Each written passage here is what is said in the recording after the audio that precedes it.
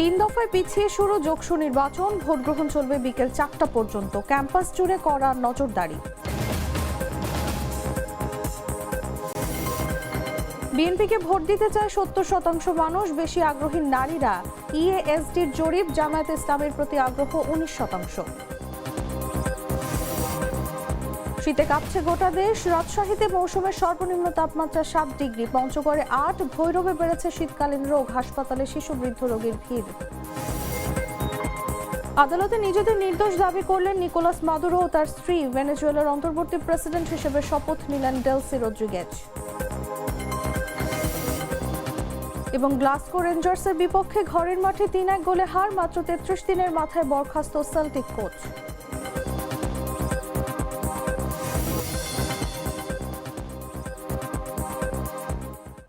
এতক্ষণ শুনছিলেন সংবাদ শিরোনাম। দর্শক, আমন্ত্রণ দুপুর 1টা নিউজে, সাথে আছি আমি তাসলিমা তিথি।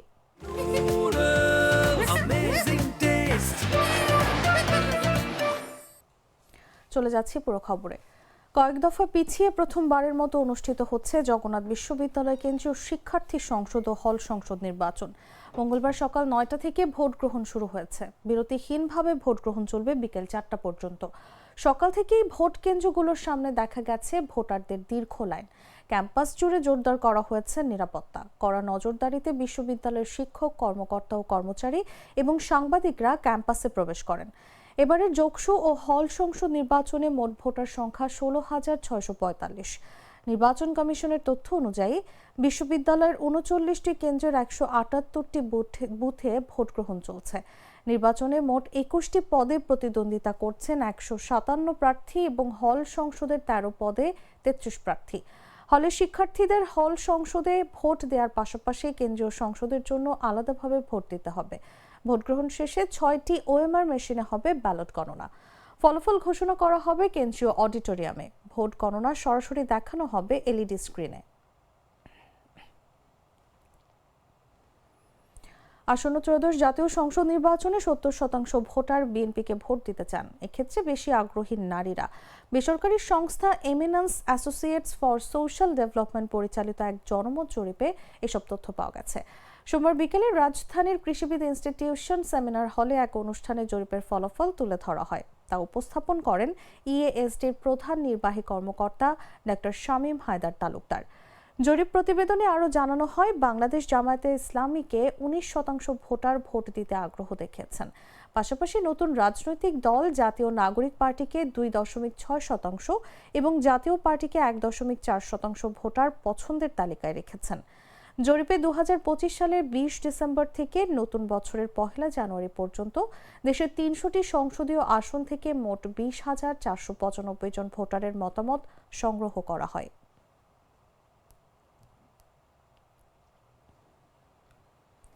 চট্টগ্রামের রাউজান উপজেলায় যুবদলের এক সাবেক নেতাকে গুলি করে হত্যা করেছে দুর্বৃত্তরা। সোমবার রাত 9:30টার দিকে উপজেলার পূর্ব গুজরা ইউনিয়নে নিজ বাড়ির সামনে এ ঘটনা ঘটে। নিহত ব্যক্তির নাম জানে আলম শিকদার। তিনি রাউজান উপজেলা যুবদলের সাবেক সিনিয়র সদস্য ছিলেন বলে জানা গেছে। পুলিশ ও স্থানীয় সূত্র জানায়, রাতের খাবারের আগে জানে আলম বাড়ির গেট সংলগ্ন উঠানে দাঁড়িয়েছিলেন। এ সময় একটি মোটরসাইকেলে করে 3 যুবক সেখানে আসেন। প্রত্যক্ষদর্শীরা জানায়, মোটরসাইকেলের পেছনে বসা একজন খুব কাছ থেকে জানে আলমের বুকে পরপর 2টি গুলি ছোড়ে। এতে গুলিবিদ্ধ হয়ে তিনি মাটিতে লুটিয়ে পড়েন। হামলার পরপরই দুর্বৃত্তরা মোটরসাইকেলে করে পালিয়ে যায়। পরে স্থানীয় লোকজন জানে আলমকে উদ্ধার করে চট্টগ্রাম নগরের একটি বেসরকারি হাসপাতালে নেয়ার চেষ্টা করেন। তবে হাসপাতালে নেয়ার পথেই তার মৃত্যু হয়।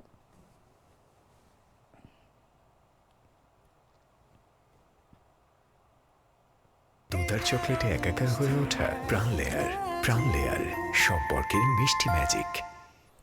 রাজশাহীতে মৌসুমের সর্বনিম্ন তাপমাত্রা রেকর্ড করা হয়েছে 7 ডিগ্রি সেলসিয়াস। মঙ্গলবার ভোর 6টায় এই তাপমাত্রা রেকর্ড করা হয়েছে। এর ফলে রাজশাহীর উপর দিয়ে মাঝারি শৈত্যপ্রবাহ বয়ে যাচ্ছে।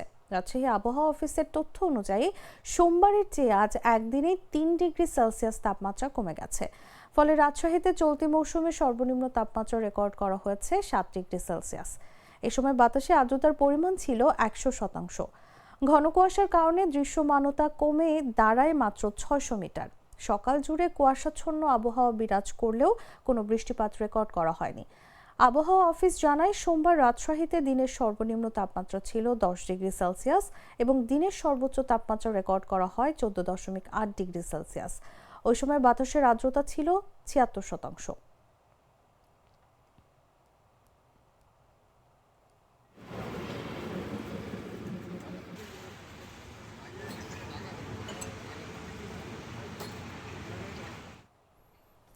এদিকে দেশের সর্ব উত্তরের জেলা পঞ্চগড়ে দিন দিন বাড়ছে শীতের তীব্রতা। মঙ্গলবার সকাল 9টায় পঞ্চগড়ের তেঁতুলিয়া আবহাওয়া পর্যবেক্ষণ কেন্দ্রের সর্বনিম্ন তাপমাত্রা রেকর্ড করা হয়েছে 8.6 ডিগ্রি সেলসিয়াস।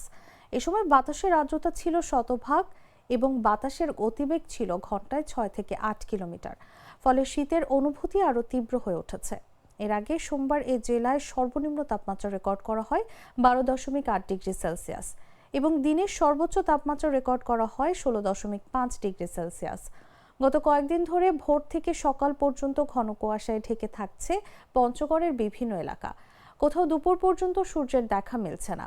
সকাল ও সন্ধ্যার পর কুয়াশার ঘনত্ব বেড়ে যাওয়ায় সড়ক ও মহাসড়কে যান চলাচলে বিঘ্ন ঘটছে। তীব্র শীত ও কুয়াশার কারণে সবচেয়ে বেশি বিপাকে পড়েছেন নিম্ন আয়ের মানুষজন। খেটে খাওয়া মানুষেরা শীতের কারণে কাজে যেতে পারছেন না। এতে তাদের দৈনন্দিন আয় কমে গেছে এবং অনেক পরিবার খাদ্যের সংস্থান করতেও হিমশিম খাচ্ছেন।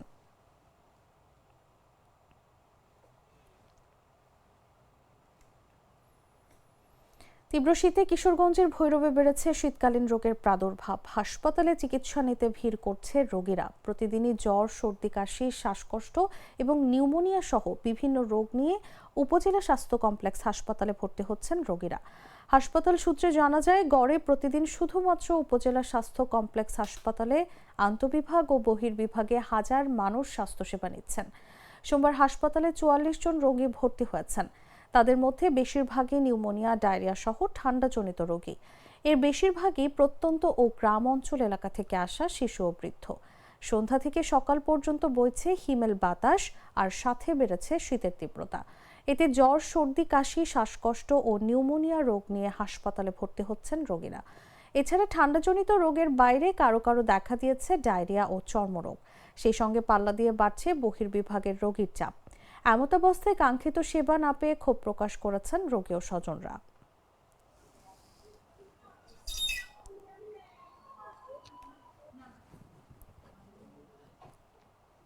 রোজকার সাধারণ খাবার এখন হবে অসাধারণ। প্রাণ স্বাদের মশলা, স্বাদ বাড়ায়, ঘ্রাণ ছড়ায়। জানাবো আন্তর্জাতিক সংবাদ।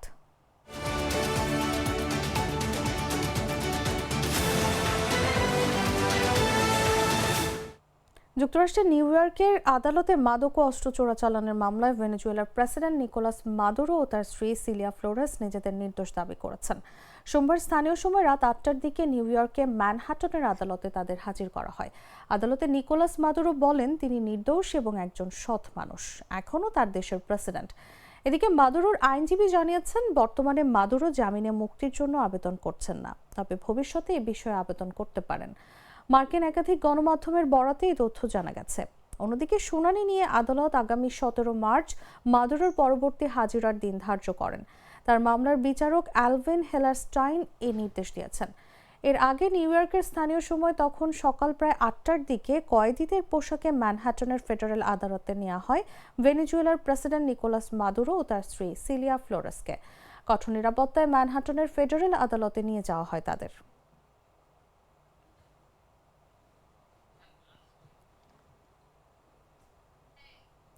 ভেনেজুয়েলার অন্তর্বর্তী প্রেসিডেন্ট হিসেবে শপথ নিয়েছেন ডেলসি রদ্রিগেজ। দেশটির জাতীয় পরিষদের বার্ষিক অধিবেশনে তিনি শপথ নেন।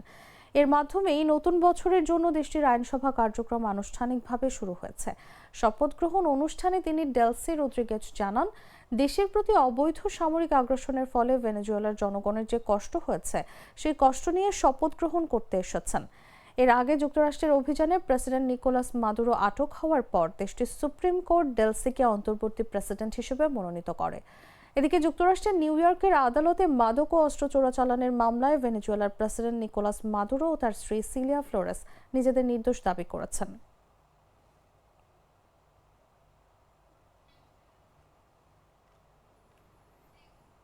ভেনেজুয়েলায় 1 ডজনেরও বেশি গণমাধ্যম কর্মীকে আটক করা হয়েছে বলে জানিয়েছে জাতীয় প্রেস অ্যাসোসিয়েশন। আটক হওয়া ওই 14 জন গণমাধ্যম কর্মীকে অবশ্য পরে মুক্তি দেওয়া হয়েছে। প্রেস অ্যাসোসিয়েশন জানিয়েছে আটক হওয়াদের মধ্যে একজন বিদেশি সাংবাদিক ছিলেন। দক্ষিণ আমেরিকার দেশটির প্রেস অ্যাসোসিয়েশন জানিয়েছে যুক্তরাষ্ট্রের হাতে বন্দী দেশটির প্রেসিডেন্ট নিকোলাস মাদুরোর সমর্থনে সোমবার ভেনেজুয়েলার রাজধানী কারাকাসে একটি মিছিল এবং দেশের নতুন আইনসভার শপথ গ্রহণ সহ বিভিন্ন অনুষ্ঠানে খবর সংগ্রহ করার সময় 1 ডজনেরও বেশি গণমাধ্যম কর্মীকে আটক করা হয়েছে। প্রেস অ্যাসোসিয়েশন আরও জানিয়েছে আটককৃতদের মধ্যে 11 জন আন্তর্জাতিক গণমাধ্যমের সঙ্গে কাজ করেন এবং একজন জাতীয় গণমাধ্যম কর্মী। রয়টার্স স্বাধীনভাবে আটকের বিষয়টি নিশ্চিত করতে পারেনি বলে জানিয়েছে। সরকারের সঙ্গে যোগাযোগ পরিচালনাকারী ভেনেজুয়েলার তথ্য মন্ত্রণালয়ের কাছে গণমাধ্যম কর্মীদের আটকের বিষয়ে জানতে অনুরোধ জানানো হলেও তাৎক্ষণিক সাড়া পাওয়া যায়নি। ভেনেজুয়েলার যোগাযোগ মন্ত্রণালয়ও এ বিষয়ে সাড়া দেয়নি।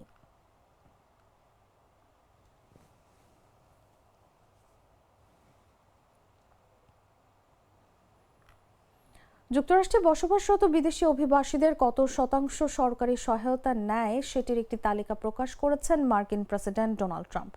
সেখানে দেখা গেছে দেশটিতে যত বাংলাদেশি পরিবার থাকে তাদের 54%-এরও বেশি সরকারি সহায়তা নিয়ে থাকেন।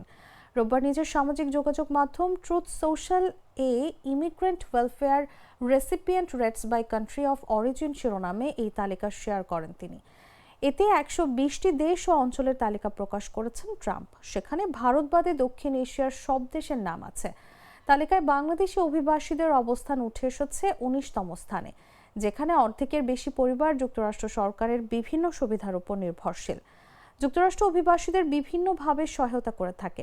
এর মধ্যে খাদ্য, সরকারি স্বাস্থ্য এবং ঘর ভাড়ার জন্য সরকার সহায়তা দেয়।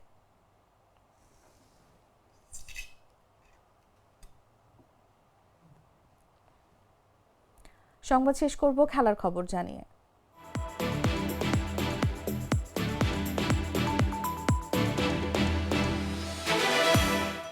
স্কটিশ জায়ান্ট সেল্টিক মাত্র 33 দিনের মাথায় প্রধান কোচ উইলফ্রেড ন্যান্সির সঙ্গে সম্পর্ক ছিন্ন করেছে। শনিবার গ্লাসগো রেঞ্জার্সের বিপক্ষে ঘরের মাঠে 3-1 গোলে হারের পরে এই সিদ্ধান্ত নেয় ক্লাব কর্তৃপক্ষ। ক্লাবের পক্ষ থেকে দেয়া এক বিবৃতিতে বলা হয়, ম্যানেজার উইলফ্রেড ন্যান্সির সঙ্গে তাৎক্ষণিকভাবে চুক্তি বাতিল করার সিদ্ধান্ত নেওয়া হয়েছে। ক্লাব তার ভবিষ্যতের জন্য শুভকামনা জানাচ্ছে। ন্যান্সির সঙ্গে তার সহকারী কোচ কামে আম্পাদু, জুলস গুগাও ও ম্যাক্সিম শালিয়েরও ক্লাব ছাড়ছেন। এছাড়া ফুটবল অপারেশনস প্রধান পল টিসডেলও তার পদ থেকে সরে দাঁড়িয়েছেন। ন্যান্সি সদ্যই যুক্তরাষ্ট্রের MLS ক্লাব কলম্বাস ক্রু ছেড়ে সেল্টিকের দায়িত্ব নিয়েছিলেন। তবে তার কোচিংয়ে সেল্টিক 8 ম্যাচের মধ্যে 6টিতেই হারে, যার মধ্যে প্রথম 4 ম্যাচেই পরাজয় ছিল। এমনকি একটি লিগ কাপ ফাইনালেও দলকে হারতে হয়। তার শেষ ম্যাচটি ছিল স্কটিশ ফুটবল সবচেয়ে বড় ম্যাচ ওল্ড ফার্ম ডার্বি, যেখানে চিরপ্রতিদ্বন্দ্বী রেঞ্জার্সের কাছে ঘরের মাঠে 3-1 গোলে পরাজিত হয় সেল্টিক।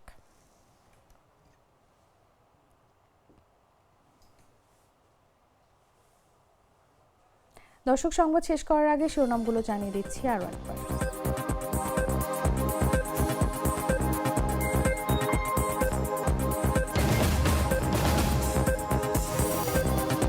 তিন দফায় পিছিয়ে শুরু যোগসু নির্বাচন, ভোট গ্রহণ চলবে বিকেল 4টা পর্যন্ত। ক্যাম্পাস জুড়ে কড়া নজরদারি।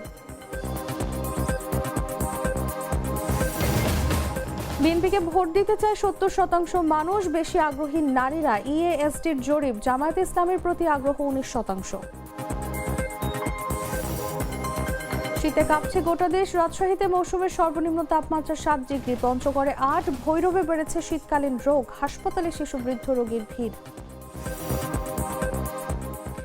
আদালতে নিজেদের নির্দোষ দাবি করলেন নিকোলাস মাদুরো ও তার স্ত্রী। ভেনেজুয়েলার অন্তর্বর্তী প্রেসিডেন্ট হিসেবে শপথ নিলেন ডেলসি রদ্রিগেজ।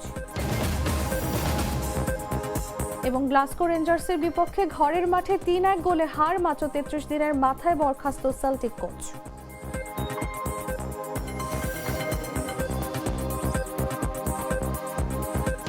দর্শক, এই ছিল এখনকার মতো। এরপর দেখবেন দুপুর 3টার নিউজ। প্রতি মুহূর্তে সর্বশেষ খবর জানতে ভিজিট করুন jagonews24.com। ফলো করুন আমাদের ভেরিফাইড ফেসবুক পেজ এবং সাবস্ক্রাইব করুন জাগো নিউজের ইউটিউব চ্যানেল। ধন্যবাদ সবাই।